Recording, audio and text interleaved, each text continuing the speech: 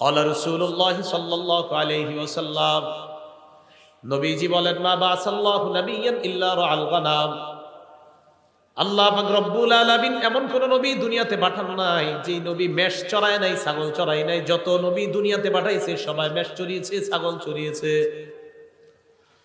ক্বালা আসহাবুহু, সাহাবারা বললেন, ইয়া রাসূলুল্লাহ ওয়া আনতা, আপনিও কি মেষ চড়িয়েছেন?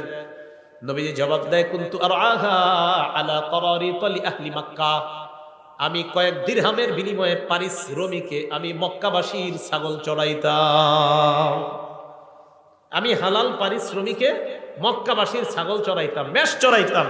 হালাল উপার্জনের জন্য নবীজি বলেন আমি মেষ চড়াইতাম। তাহলে হালাল উপার্জন করতেন নবীজি মেষ চড়িয়ে, কারণ রসুলদের খাদ্য হালাল হতে হবে। আমাদের নবীও বলেন যে আমি উপার্জন করতাম কিভাবে, মেষ চড়াইতাম, এর বিনিময়ে আমি কয়েক কিরাত দিরহাম পাইতাম। তাহলে নিজের উপার্জিত এই হালাল ইনকামটা, এটা যত কষ্টকর হোক, এটা যদি হালাল হয়, এটার মধ্যে আলাদা একটা শান্তি আছে। সহিহ বুখারী 2072 নম্বর হাদিসের বর্ণনা। আনিল মিকদাম রাদিয়াল্লাহু তাআলা আনহু قال قال رسول الله صلى الله عليه وسلم, মিকদাম রাদিয়াল্লাহু তাআলা আনহুর বর্ণনা, রাসূলুল্লাহ সাল্লাল্লাহু আলাইহি ওয়াসাল্লাম বলেন, হাদিসের অনুবাদটা মন দিয়ে শুনেন, মা আকালা আহাদুন তাআমান ক্বাত্তু খায়রাম মিন আইয়া আকুলা মিন আমালি ইয়াদিহি, কোন মানুষ তার হাতের উপার্জিত হালাল খাদ্যের চাইতে উত্তম খাদ্য আর কখনো খায় না। কোন মানুষ নিজের হাতের, নিজের কষ্টের উপার্জিত হালাল খাদ্যের চাইতে দামি খাদ্য, পবিত্র খাদ্য, এত উত্তম খাদ্য আর মানুষ খায় না। মানুষের কষ্টের হালাল উপার্জিত খাদ্যটা এটা এতটা দামি। পরে কি কয় দেখেন, وإن نبي الله داود عليه الصلاة والسلام كان يأكل من عمل يده, আল্লাহ নবী দাউদ আলাইহিস সালাতু ওয়াস সালাম নিজের হাতের উপার্জিত, এই উপার্জিত ইনকামের পর ওই ইনকাম দিয়ে তিনি হালাল খাদ্য গ্রহণ করতেন।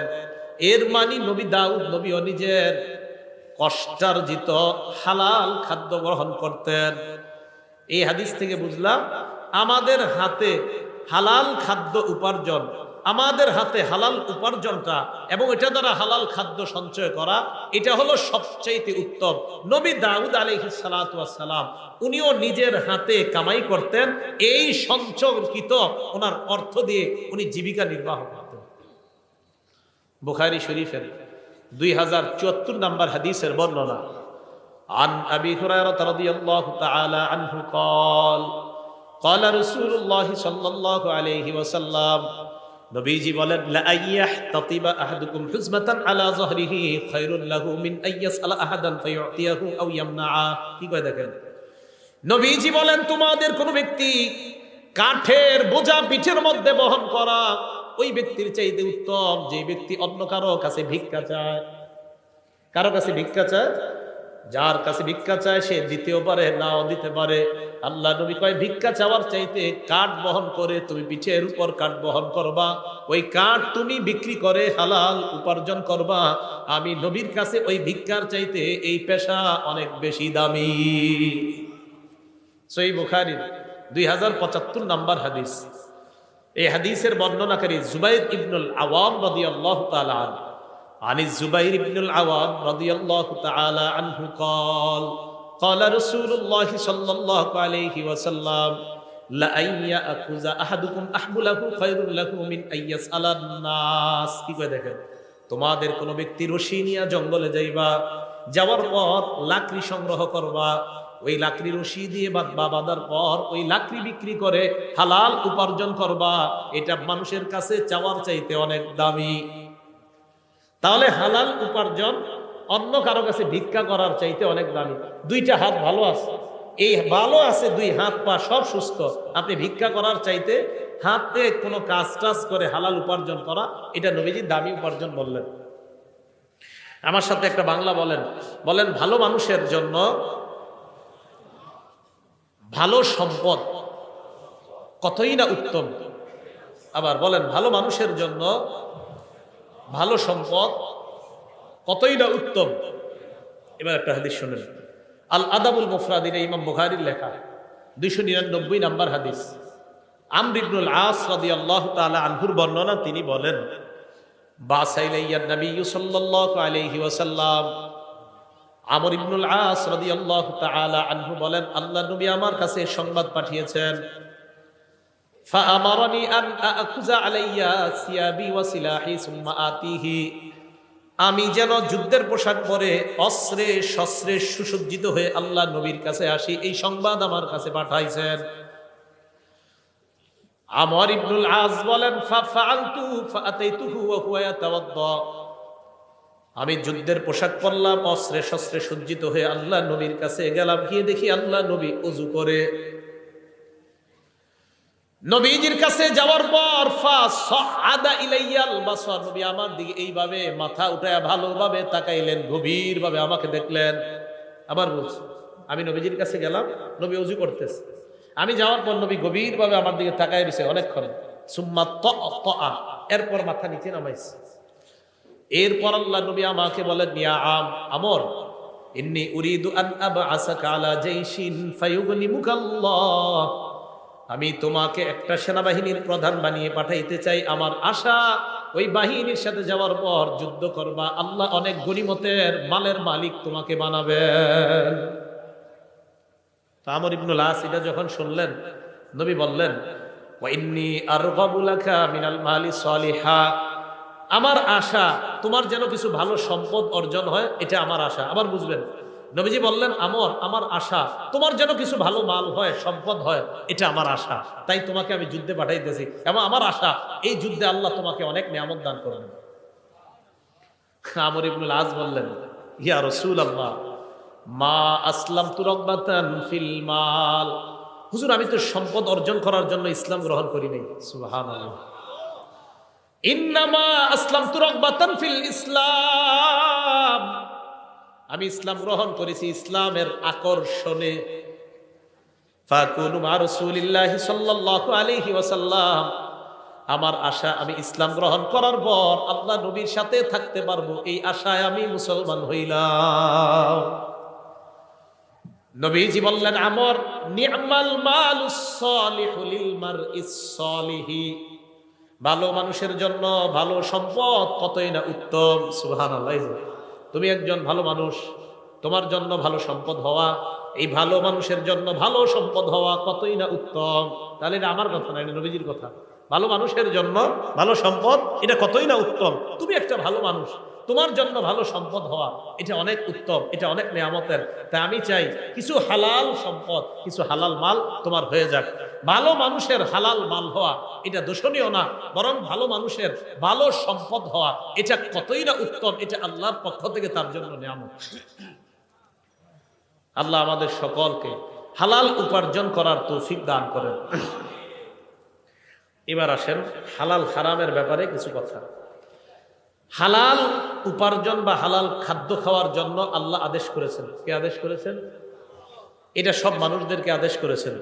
সূরা বাকারা 168 নম্বর আয়াতে আল্লাহ বলেন, ইয়া আইয়ুহান নাস কুলু মিম্মা ফিল আরদি হালালান তাইয়্যিবা, হে মানুষ, পৃথিবীর মধ্যে যা হালাল পবিত্রতা তোমরা খাও। এই আয়াত নাযিল হওয়ার পর সাদ ইবনে আবি ওয়াক্কাস রাদিয়াল্লাহু তাআলা আনহু আল্লাহ নবীকে বললেন, উদউল্লাহ লি আইয়াজআলানি মুস্তাজাবাদ দাওয়া, ইয়া রাসূলুল্লাহ, আল্লাহর কাছে দোয়া করেন আল্লাহ যেন আমাকে মুস্তাজাবুদ দাওয়া বানায় দেয়।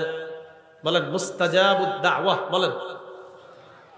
মুস্তাজাবুদ দাওয়া মানে দোয়া করার সাথে সাথেই কবুল হয়ে যাবে। নবীজিকে বললাম, হুজুর আপনি আমার জন্য দোয়া করেন যেন আমি দোয়া করার সাথে সাথেই আমার দোয়া কবুল হয়ে যায়, আল্লাহ যেন আমারে এমন বানায় দেয়। তো এদেরকে বলা হয় মুস্তাজাবুদ দাওয়া। বলেন কি বলা হয়? নবীজি বললেন, ইয়া সাআদ আতিব মাতআমাক তাকুন মুস্তাজাবাদ দাওয়া, সাআদ হালালটা পবিত্র করো, সাআদ খাবারটা পবিত্র করো, সাআদ খাবারটা পবিত্র করো, সাআদ হালাল খাদ্য খাও, তাকুন মুস্তাজাবাদ দাওয়া, পেটে হালাল ঢুকাও, তুমি মুস্তাজাবুদ দাওয়া হয়ে যাবা। পেটে যদি হালাল খাবার যায়, আল্লাহর কাছে যা বলবা আল্লাহ তাই কবুল করবেন। হালাল খাও, হালাল খাও, মুস্তাজাবুদ দাওয়া হয়ে যাবে। তাহলে বলেন দোয়া কবুলের জন্য শর্ত কি? খাওয়া হালাল, ভিতরে হালাল, হালাল ঢুকাইতে হয়। সূরা নাহল 114 নম্বর আয়াত আল্লাহ বলেন, ফাকুলু মিম্মা রাযাকাকুমুল্লাহু হালালান তাইয়্যিবা। আল্লাহ যে রিজিক তোমাদেরকে দিয়েছেন তা থেকে পবিত্র হালাল যে রিজিক তা তোমরা গ্রহণ করো। ওয়াশকুরু নি'মাতাল্লাহ, এবং আল্লাহর নিয়ামতের শুকরিয়া আদায় করো। বলেন আমার সাথে, হালাল খাবো, বলেন আর আলহামদুলিল্লাহ বলবেন। হালাল খাবো, শুকরিয়া আদায় করবেন। তো আল্লাহ বলেন তোমরা হালাল খাও আর শুকরিয়া আদায় করো, হালাল খাও, শুকরিয়া আদায় করো। আর হালাল খেয়ে যত শুকরিয়া আদায় করবেন তত আপনার নেয়ামত আল্লাহ পাক রব্বুল আলামিন বাড়িয়ে দিবেন। হালাল খাদ্যের জন্য আল্লাহর কাছে দোয়া করবেন। তিরমিজি শরীফের 2361 নম্বর হাদিসের বর্ণনা, ক্বালা রাসূলুল্লাহ সাল্লাল্লাহু আলাইহি ওয়াসাল্লাম, নবীজি বলেন, আল্লাহুম্মা জাআল রিজকা আলি মুহাম্মাদিন কুতা। নবীজি আল্লাহর কাছে দোয়া করতেন, আল্লাহ মুহাম্মদ সাল্লাল্লাহু আলাইহি ওয়াসাল্লামের পরিবারের জন্য জীবন ধারণের উপযোগী হালাল খাদ্যের ব্যবস্থা করে দেন। সুখী মানুষের তিনটা অবস্থা নবী বলছেন। একজন মানুষের মাঝে 3 গুণ পাওয়া গেলেই সে সুখী। বলেন কয় গুণ? 3টা গুণ যদি আগামীকাল সকালে আপনার মাঝে পাওয়া যায় তাহলে বুঝবেন আগামীকাল আপনি সুখী। কয় গুণ? হ্যাঁ, কালকে পাওয়া গেলে কালকেই সুখী। দলিল তিরমিজি শরীফের 2346 নম্বর হাদিসের বর্ণনা, 2346।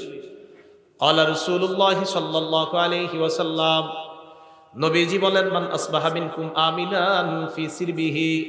তোমাদের মধ্যে কোনো মানুষ যদি সকাল অবস্থা হয় এমন অবস্থায় তার পরিবার নিয়ে সে নিরাপদে আছে। 1 নাম্বার, তোমাদের মধ্যে যদি কারো সকাল এমন অবস্থায় হয় সে পরিবারের মধ্যে নিরাপদ, পরিবার সহ পুরা নিরাপদে আছে। 1। 2 নাম্বার, মুআফান ফি জাসাদিহি, শরীরটা সুস্থ আছে। 3 নাম্বার, ইনদাহু কুতু ইয়াউমিহি, তার কাছে একদিনের খাদ্য আছে। বলেন তো, 1 নাম্বার পরিবার নিয়ে সুখে আছে, 2 নাম্বার সুস্থ আছে, 3 নাম্বার কয়দিনের খাবার? নবীজি বলেন, কাআন্নামা হিজাত লাহুদ দুনিয়া, এই ব্যক্তির জন্য কেমন যেন পুরা দুনিয়ার সব কল্যাণ জমা করা হয়েছে। এই জন্য হালাল খাবেন আর দোয়া করবেন, হালাল খাবেন আর দোয়া করবেন। আরেকটা, হালাল খাবেন আর শুকরিয়া আদায় করবেন। আর আল্লাহ তো বলছে শুকরিয়া আদায় করবা, আমি আল্লাহ নিয়ামত আরো বৃদ্ধি করে দিব। আল্লাহ আমাদেরকে হালাল খাদ্য খাওয়ার তৌফিক দান করেন। সূরা তাহা 81 নম্বর আয়াতে আল্লাহ বলেন, কুলু মিন তাইয়্যিবাতি মা রাযাকনাকুম, আমি তোমাদেরকে যে খাদ্য দিয়েছি তার মধ্যে পবিত্র যেটা, এটা তোমরা খাও, পবিত্র খাদ্য তোমরা খাও। সূরা ইউনূসের 59 নম্বর আয়াতে আল্লাহ বলেন, কুল আরাআইতুম মা আনজালাল্লাহু লাকুম মিন রিজকিন ফাজআলতুম মিনহু হারামান ওয়া হালালা।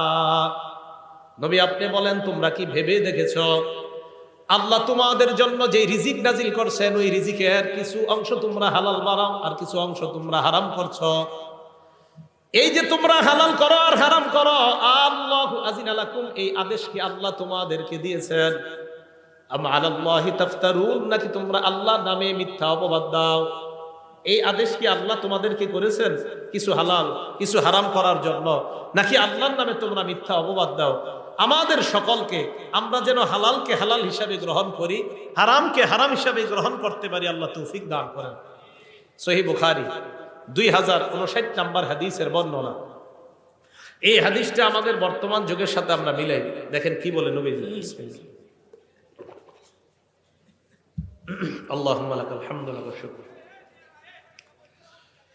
عن أبي هريرة رضي الله تعالى عنه قال قال رسول الله صلى الله عليه وسلم, আবু হুরায়রা রাদিয়াল্লাহু তাআলা আনহুর বর্ণনা, নবীজি সাল্লাল্লাহু আলাইহি ওয়াসাল্লাম বলেন, ইয়াতি আলান নাসি জামান, মানুষের উপর এমন একটা সময় আসবে, লা ইউবালিল মারউ মা আখাযা মিনহু, মানুষ যাচাই বাছাই করবে না কোত্থেকে সে উপার্জন করে, আমিনাল হালালি আমিনাল হারাম। নবীজি বলেন এমন একটা সময় আসবে যে সময় মানুষ পরোয়া করবে না, হালাল কামাই করলো না হারাম কামাই করলো পরোয়া করবে না, পকেটে আসলেই হয়, হালাল হোক আর হারাম হোক এটা পরোয়া করবে না। এই যুগ নবী বলছে আসবে। আপনারা বলেন এটা কি আসবে? তাখরিজু শরহি সুন্নাহ একটা কিতাব। এই কিতাবের 4113 নম্বর বর্ণনা। আন আব্দুল্লাহ ইবনে মাসউদ রাদিয়াল্লাহু তাআলা আনহু قال আব্দুল্লাহ ইবনে মাসউদ রাদিয়াল্লাহু তাআলা আনহুর বর্ণনা, তিনি বলেন, ইয়া আইয়ুহান নাস ইত্তাকুল্লাহ, হে মানুষ তোমরা আল্লাহকে ভয় করো, রিজিক অন্বেষণে তোমরা মধ্যপন্থা অবলম্বন করো। এবার যেটা বলবো অনুবাদটা মন দিয়ে শুনেন, কি কয় দেখেন। লা ইয়াহমিলান্নাকুম ইস্তিবতাউর রিজকি আন তাতলুবুহু বিমাআসিল্লাহ। হালাল পথে রিজিক তালাশ করতে গিয়ে রিজিক আসতে যদি বিলম্ব হয়, আবার বলছি, হালাল পথে রিজিক তালাশ করতে গিয়ে প্রচুর রিজিক আসতে যদি বিলম্ব হয়, রিজিক তালাশ করতেছেন, রিজিক আপনার কাছে আস্তে আস্তে আসতেছে, তো রিজিক তালাশ করতে গিয়ে রিজিক যদি আসতে বিলম্ব হয়, আব্দুল্লাহ ইবনে মাসউদ বলেন, এই রিজিক আসতে বিলম্ব হইলে তোমরা তাড়াতাড়ি রিজিক উপার্জনের জন্য কোন নাফরমানির পথ বাইছে নিবা না। আবার দেখেন কি কয়, লা ইয়াহমিলান্নাকুম ইস্তিবতাউর রিজকি, হালাল পথে রিজিক আসার বিলম্ব হওয়াটা, কি কয় দেখেন, হালাল পথে রিজিক আসার বিলম্ব হওয়াটা লা ইয়াহমিলান্নাকুম, তোমাদেরকে যেন উদ্বুদ্ধ না করে, আন তাতলুবুহু বিমাআসিল্লাহ, হালাল পথে রিজিক আসা বিলম্ব হওয়াটা তোমাদেরকে যেন হারাম পথে দ্রুত রিজিক কামায়ের প্রতি উদ্বুদ্ধ না করে। দোস্তে বলবে, কি রে কি করস, টাকা পয়সা নাই এত, আর বলিস না, ক্ষেত খামার করি কোনো মতে আসে আর কি। আরে আমি কিছু সিস্টেম শিখে নিয়ে গেছে বাজারে, বাজারে গিয়ে কিছু কিছু সিস্টেম শিখাই দিছে যে এই সিস্টেমে তাড়াতাড়ি ধনী হওয়া যায়। ওলামায়ে কেরামের কাছে জিজ্ঞাসা করছে, হুজুর আমাকে এরকম সিস্টেম দিছে, আলেমরা বলছে এটা তো হারাম সিস্টেম, এটা তো সুদি সিস্টেম। কয় না, এখানে তো ইসলামের নামাজ। কিসের নামাজ? কয় এবং ওই অফিসের মধ্যে তো এটাও লেখা, পিছনে সূরা বাকারা 275 নম্বর আয়াতও লেখা আছে, আহাল্লাল্লাহুল বাই'a ওয়া হাররামার রিবা, আল্লাহ ব্যবসা হালাল করেছেন, সুদকে হারাম করেছেন। এটা তো পিছনেও লেখা আছে, এরপরে ওই অফিস কিভাবে হারাম কাজ করে? ইসলামের লেভেল, কোরআনের আয়াত আর হাদিস পিছনে লাগায়া সুদের কারবার যদি কেউ করে, এটা কিয়ামত পর্যন্ত হালাল হবে না, হারাম, এটা হারামই থাকবে। তাহলে লেভেল লাগাইলে হারাম হালাল হয়ে যায় না। কি কথা বুঝে আসছে? আচ্ছা, তিরমিজি শরীফের 2376 নম্বর হাদিসের বর্ণনা, হাদিসটা মন দিয়ে শুনেন। দুটি ক্ষুধার্ত নেকড়ে বাঘ একটি বকরির পালের মধ্যে পাঠায়া দিয়েছেন, অনেকগুলা বকরির পালের মধ্যে দুটি ক্ষুধার্ত বাঘ পাঠায়া দিয়েছেন। বকরি থাকবে না সব শেষ হবে? ক্বালা রাসূলুল্লাহ সাল্লাল্লাহু আলাইহি ওয়াসাল্লাম, নবীজি বলেন, মা জিবান জাইআন উরসিলা ফি গানামিন বিআফসাদালাহা মিন হিরসিল মারই আলাল মালি ওয়াশ শারাফি লিদীনিহি। নবীজি বলেন, ক্ষুধার্ত দুইটা বাঘ বকরির পালের মধ্যে পাঠানোর পর এই ক্ষুধার্ত বাঘ বকরিগুলোর জন্য যতটা ক্ষতিকারক, এর চাইতে কোনো মানুষ সম্পদের লোভ আর মর্যাদার লোভ যদি করে, ওই মানুষের জন্য তার দিনের জন্য এর চাইতে বেশি ক্ষতিকারক। আবার বলছি, সম্পদের লোভ, মর্যাদার লোভ, দুইটা ক্ষুধার্ত নেকড়ে বাঘ বকরির পালের জন্য যতটা না ক্ষতিকারক, নবীজি বলেন সম্পদের লোভ আর মর্যাদার লোভ একটা মানুষের ধর্মের জন্য এর চাইতে বেশি ক্ষতিকারক। কেন?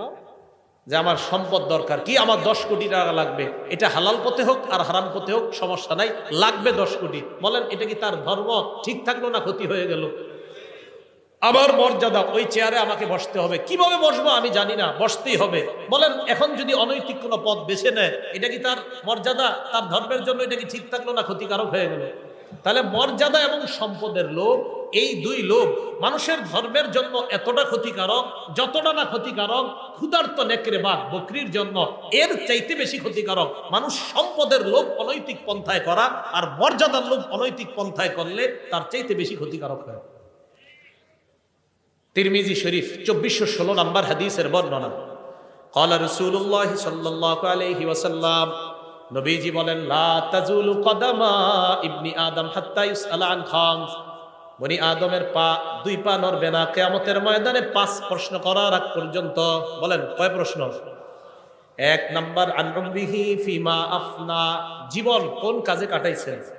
2 নাম্বার আন শাবাবিহি ফিমা আবলা, যৌবন কোথায় নষ্ট করছেন। রাত 12টার পর দরজা লাগিয়ে মোবাইলটা সামনে নিয়ে যৌবন কি নষ্ট করেছেন কিনা, কিয়ামতের মাঠে এটার হিসাব দিতে হবে। 3 নাম্বার ওয়ান মালিহি মিন আইনা ইকতাসাবা, এটা বুঝেন, সম্পদ কোন পথে কামাই করেছেন, হালাল পথে কিনা। 4 নাম্বার ওয়াফিমা আনফাকা, কোথায় ব্যয় করেছেন, হালাল পথে কিনা, এই জায়গাটা একটু বুঝতে হবে। 3 নাম্বার সম্পদ হালাল পথে কামাই করেছেন কিনা। 4 নাম্বার হালাল পথে ব্যয় করেছেন কিনা। অনেকে মাশাআল্লাহ সম্পদ হালাল পথেই কামাই করে, করার পর এটা দিয়ে 58 ইঞ্চি একটা টেলিভিশন কিনে, তাহলে হালালটা লাগলো কোথায়? হারামে। তাহলে হালাল পন্থায় টাকা কামাইলেন আপনি, কামাই করার পর আপনি এবার এই হালাল টাকা দিয়া বিশাল বড় একটা স্ক্রিনের ব্যবস্থা করলেন সিনেমা দেখার জন্য, তাহলে টাকা কোথায় লাগাইলেন? এটার জবাব দিতে করতে হবে। তো 3 নাম্বার হালাল পথে কামাইছেন কিনা, 4 নাম্বার হালাল পথে ব্যয় করেছেন কিনা, 5 নাম্বার ওয়ান ইলমিহি ফিমা বিমা যা আমিলা ফিমা আলিমা, আপনি যা জানলেন সেই অনুযায়ী আমল করেছেন কিনা, এটা কিয়ামতের মাঠে জিজ্ঞাসা করা হবে। এই জায়গাটা একটু বুঝেন। একটু আগে আমি হালাল হারামের ওয়াজ করছি না, জোরে বলেন। সুদ কি? হালাল পন্থায় টাকা কামাই করে হারাম পথে ব্যয় করা, এটা কি জায়েজ না নাজায়েজ? এই যে আমার থেকে বিষয়টা জানলেন, একটা বিদ্যা জানলেন কিনা, জানার পরে যদি আপনি ঠিকমতো আমল না করেন কিয়ামতের মাঠে এটা জবাবদিহিতা করতে হবে। 5 নাম্বার প্রশ্ন, তুমি যা জানলা ওই জানা অনুযায়ী আমল করছো কিনা। এই যে এতক্ষণ পর্যন্ত আপনি জানলেন হালাল কোনটা হারাম কোনটা, এখন আমার থেকে যে জানলেন তার মানে একটা বিদ্যা জেনে ফেললেন, এই বিদ্যা অনুযায়ী সঠিকভাবে আমল করছেন কিনা এটা কিয়ামতের মাঠে আপনাকে জিজ্ঞাসিত হতে হবে। সুদ কি জানছেন নি? জোরে বলেন, সুদ কি? এটা কি জানছেন? তো খবর আছে। আল্লাহ বুঝার তৌফিক দান করেন। এখন আপনি সঠিক পথে চলার জন্য কি দরকার? আপনি যার সাথে চলাফেরা করবেন এই মানুষটা ভালো হতে হবে। বুঝেন নাকি? যার সাথে চলবেন তিনি কি হতে হবে? তিরমিজি শরীফ 1378 নাম্বার হাদিস, ক্বালা রাসূলুল্লাহ সাল্লাল্লাহু আলাইহি ওয়াসাল্লাম, নবীজি বলেন, আর রাজুলু আলা দীনি খালিলিহি ফালয়ানজুর আহাদুকুম মাইয়ু খালিল। নবীজি বলেন, মানুষ তার বন্ধুর রীতিনীতির অনুসারী হয়। তোমাদের প্রত্যেকে যেন চিন্তা করে কাকে বন্ধু বানাও। সুদখোরকে যদি বন্ধু বানান আপনারও এটা সুদখোর বানাবে। বন্ধু কারে বানাইতেছেন এটা আপনি বুঝে শুনে বানাইতে হবে। মানুষ তার বন্ধুর রীতিনীতির অনুসারী হয়, অতএব মানুষ যেন চিন্তা করে যে সে কাকে বন্ধু বানায়। আল্লাহ আমাদের জীবনে একজন প্রকৃত বন্ধু আল্লাহ আমাদেরকে ব্যবস্থা করে দেন। সহিহ বুখারীর একটা বর্ণনা শুনেন, 3842 নাম্বার হাদিসের বর্ণনা। আবু বকর সিদ্দিক রাদিয়াল্লাহু তাআলা আনহুর এক আশ্চর্য ঘটনা। ওনার একজন গোলাম ছিল, আম্মা জান আয়েশা সিদ্দিকার বর্ণনা, কানা লি আবি বকর সিদ্দিক রাদিয়াল্লাহু তাআলা আনহু গুলাম কানা ইখরিজু লাহুল খরাজ। আবু বকর সিদ্দিক রাদিয়াল্লাহু তাআলা আনহুর একজন গোলাম, তিনি কর বের করতেন। আবু বকর সিদ্দিক রাদিয়াল্লাহু তাআলা আন এই কর যে বের করে আনতেন এটা থেকে তিনি খাইতেন। একদিন এই গোলাম কি করছে, ফাজাআ বিশাইইন, একদিন কি জানি একটা নিয়ে আসছে, আনার পর আবু বকর সিদ্দিককে বললেন এটা খান। আবু বকর সিদ্দিক এটা খাইলেন। খাওয়ার পর গোলাম বলে, আতাদেরি মা হাযা, আপনি কি জানেন আপনি কি খাইছেন? কয় কেন, কি হইছে? কয় কুনতু তাকাখানতু ফিল জাহিলিয়া, আমি জাহিলি যুগে গণনা করতাম, ভাগ্য গণনা করতাম। কি গণনা করতাম? ভাগ্য। কয় মা উহসিনুল কাহানা ইল্লা আন্নী খাদাতুহু, আমি ভাগ্য গণনা কিছুই জানতাম না, হুদাই মানুষের ধোঁকা দিতাম। আমাদের দেশেও বিভিন্ন ওভারব্রিজের নিচে বিভিন্ন জায়গায় জায়গায় ভাগ্য গণনা করা হয়। হয়তো 100 জনের মধ্যে একজনকে একটা কইছে, এটা কোনো মতে লেগে গেছে, ওই একজন গিয়ে আরো 10,000 রে বোকা বানায় এখানে নিয়ে আসে। এগুলা মিথ্যা কথা, এদের কাছে যারা যাবে তাদের ইমানের মধ্যে খতরা এসে যাবে। ভাগ্য গণনা এগুলো বিশ্বাস করবেন না। তো উনি বলেন, আমি মানুষের ধোঁকা দিতাম, হুদায় আমি ভাগ্য গণনা করতে পারতাম না। তো কি হয়েছে? আমি যার ভাগ্য গণনা করছি জাহিলি যুগে এরকম একজনের সাথে আমার দেখা হয়ে গেছে আজকে, উনি আমাকে এইগুলা দিছে, আমি আপনারে নিয়ে আসলাম আপনার কাছে, ওই ভাগ্য গণনার যে পারিশ্রমিক এই পারিশ্রমিক আপনার কাছে আনছি, এটাই আপনি খাইছেন। আবু বকর সিদ্দিক কয় সর্বনাশ, ফাআদখালা ইয়াদাহু, মুখে হাত ঢুকাইছে, ফাকাআ কুল্লা শাইইন ফি বাতনিহি, পেটে যা ছিল মুখে হাত ঢুকায়া সব বমি করে ফেলায় দিছে। সব বমি করে কি করছে? ফালায়া দিছে। তাহলে কি বোঝা গেল? হারাম ওনার পেটে ঢুকবে আবু বকর সিদ্দিক রাদিয়াল্লাহু তাআলা আনহু, এটা উনি সহ্য করলেন না, এটা উনি বরদাস্ত করলেন না। এই জন্য আমার আপনার চ্যালেঞ্জিং হলো হালাল গ্রহণ করা, হারাম থেকে বেঁচে থাকা। বলেন কি গ্রহণ করা? হালাল গ্রহণ করা, হারাম থেকে বেঁচে থাকা। তাহলে আমরা হারাম থেকে বেঁচে থাকবো তো ইনশাআল্লাহ, হালাল খাদ্য গ্রহণ করবো তো ইনশাআল্লাহ। আজকে থেকে আমরা সুদী ভয়ঙ্কর, বর্তমানের সবচেয়ে ভয়ঙ্কর একটা অপরাধের নাম হলো হারাম খাওয়া। এই হারাম খাওয়ার মধ্যে একটা হারাম হলো সুদ খাওয়া। বলেন কি খাওয়া? আল আদাবুল মুফরাদের ৮ নম্বর হাদিস, একজন ব্যক্তি, বিখ্যাত ব্যক্তি তাবি, তার নাম কয়সালা ইবনে মাইয়াস। মনে থাকবেন, আমরা কয়সালা একটু মনে রাখলে চলবে, ইবনে মাইয়াস আর মনে রাখা দরকার নাই। কয়সালা ইবনে মাইয়াস তিনি বলেন, কুনতু মান নাজদাত, আমি যুদ্ধ বিগ্রহে থাকতাম। ওয়াকাদ আসাবতু যুনুবান লা আরাহা ইল্লা বিনাল কাবাইর, আমি কিছু গুনাহ করছি, এই গুনাহগুলো আমার কাছে কবিরা গুনাহ মনে হয়েছে। ফাযাকারতু যালিকা লিইবনে ওমর, আমি এই গুনাহগুলো আব্দুল্লাহ ইবনে ওমরকে জানাইছি। আব্দুল্লাহ ইবনে ওমর জানার পর বললেন, কি কি গুনাহ করছো বলো। তো আমি বললাম কাজা ওয়া কাজা, ওই গুনাহ। ইবনে ওমর বললেন, লাইসাত হাযিহি মিনাল কাবাইর, তুমি যে গুনাহের কথা বলছো এগুলা কবিরা গুনাহ না। প্রধানত প্রধান কবিরা গুনাহ অনেকগুলা, এর মধ্যে উল্লেখযোগ্য প্রধান কবিরা গুনাহ 9টা। বলেন কয়টা? এটা ইবনে ওমরের বক্তব্য রাদিয়াল্লাহু তাআলা। তিনি বলেন, 1 নাম্বার শিরকু বিল্লাহ, আল্লাহর সাথে শিরিক করা। 2 নাম্বার ওয়াকাতলু নাসামা, নর হত্যা করা, মানুষ হত্যা করা। 3 নাম্বার ওয়াকসফুল মুহসানা, সতী সাদী কোনো নারীর উপর মিথ্যা অপবাদ দেওয়া। 4 নাম্বার ওয়াকলুর রিবা, সুদ খাওয়া। 5 নাম্বার ওয়াকলু মালিল ইয়াতীম, এতিমের সম্পদ অন্যায়ভাবে ভক্ষণ করা। কি করা বলেন তো? এতিমের সম্পদ অন্যায়ভাবে ভক্ষণ করা। 6 নাম্বার ওয়াল ফিরারু মিনাজ জাহফি, জিহাদের ময়দান থেকে পলায়ন করা। 7 নাম্বার ওয়া ইলহাদুন ফিল মসজিদি, মসজিদের মধ্যে ধর্মদ্রোহী কাজ করা। 8 নাম্বার আল্লাযী ইস্তাসখিরু, ধর্ম নিয়ে উপহাস করা। 9 নাম্বার ওয়া বুকাউল ওয়ালিদাইনি মিনাল উকুক, আপনার নাফরমানির কারণে পিতামাতার চোখ দিয়ে পানি আসা, এটাও ভয়ঙ্কর 9 অপরাধের অন্তর্ভুক্ত। আপনি খারাপ আচরণের কারণে পিতা মাতার চোখ দিয়ে পানি আসা। এই 9টার মধ্যে আকলু রিবা, দেখেন সুদ খাওয়া আছে। বলেন সুদ খাওয়া আছে? তাহলে সুদের কথাটা এইখানে আনলেন। সহিহ বুখারী 766 নাম্বার হাদিস, সেখানে রাসূল সাল্লাল্লাহু আলাইহি সাল্লাম বললেন, ইজতানিবুস সাবআল মুবিকাত, 7টি ধ্বংসাত্মক অপরাধ থেকে বাঁচো। এর মধ্যে রাসূল সাল্লাল্লাহু আলাইহি সাল্লাম 4 নম্বরে সিরিয়ালে আকলু রিবা, সুদ খাওয়ার কথা বলেছেন। কি খাওয়া বলেন তো? সুদ খাওয়া। তাহলে সুদ এটা ভয়ঙ্কর অপরাধ, এটা হারাম খাদ্যের মধ্যে একটা ভয়ঙ্কর হারাম হলো সুদ খাওয়া। আল্লাহ আমাদের এই পুরা সমাজকে সুদ মুক্ত একটা সমাজ যেন সবাই মিলেমিশে আমরা সবাই গঠন করতে পারি, আল্লাহ তৌফিক দান করেন।